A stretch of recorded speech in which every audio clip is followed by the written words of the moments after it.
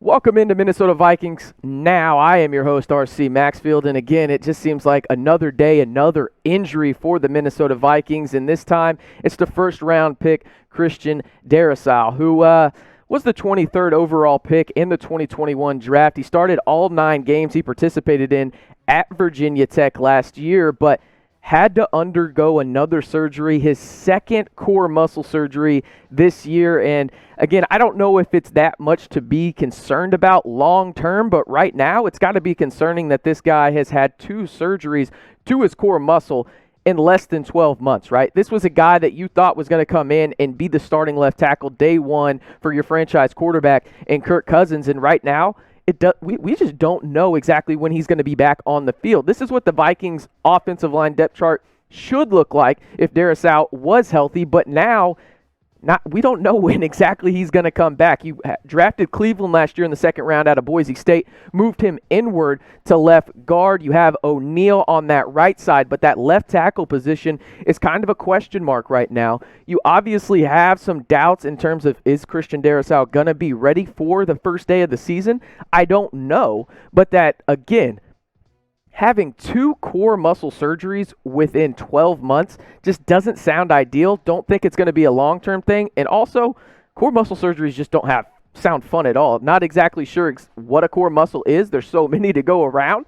But it's not ideal to have your prized left tackle that you drafted in the first round this year be out for a while with that injury. Now, talking about his potential replacement would be Rashad Hill. Now, 29 years old, kind of a journeyman from Southern Miss. He played in 11 games last year, didn't allow a sack. He's probably that fill-in at left tackle for the Vikings moving forward until Darrisaw can come back, regain his strength, and maybe take over the left tackle position. But again, as I stated, we don't know exactly when that's going to be. So with Hill, you have a guy that has had some experience. He didn't allow a sack last year, and I think when you look at everything going on the offensive line, this is probably the best case scenario that you do have a guy like Rashad Hill, who did struggle a little bit at times last season, but overall was a solid contributor to the offensive line. But as a whole position group, man, it is not an ideal situation right now for the Vikings when it comes to the O-line. Again, you drafted Darrisaw in the first round. Remember, they moved back. They drafted their guy out of Virginia Tech.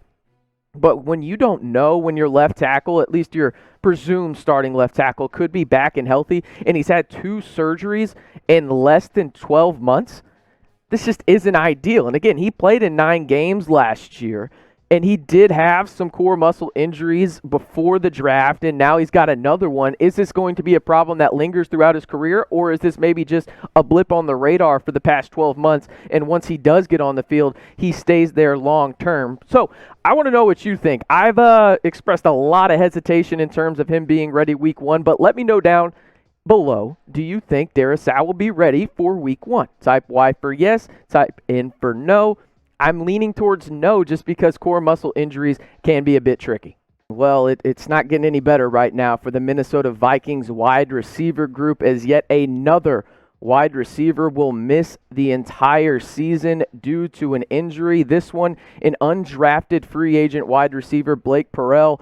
He suffered a knee injury in joint practice with the Denver Broncos ahead of preseason week 1. The second wide receiver, as I mentioned, to have a season-ending injury. The first, obviously, in B.C. Johnson, who was in line for the number 3 wide receiver position for the Vikings. Blake Proehl had a very solid training camp to open up his NFL career, but unfortunately, it will be cut short due to this injury. Now, Minnesota Vikings fans, we all know this is getting rough right now in terms of what the wide receiver position is looking like. You have Justin Jefferson with a shoulder injury right now, and outside of him and Adam Thielen, there is a ton of question marks at the wide receiver position. It is growing ever so thin right now. As you look at the depth chart, you have Adam Thielen as wide receiver 1. Justin Jefferson is probably wide receiver 1A, or whichever position you want to put Thielen and Jefferson in. And then you have D.D. Westbrook, who I am projecting to be the wide receiver 3 right now. And Osborne has had a great camp. KJ Osborne, his second year out of the University of Miami,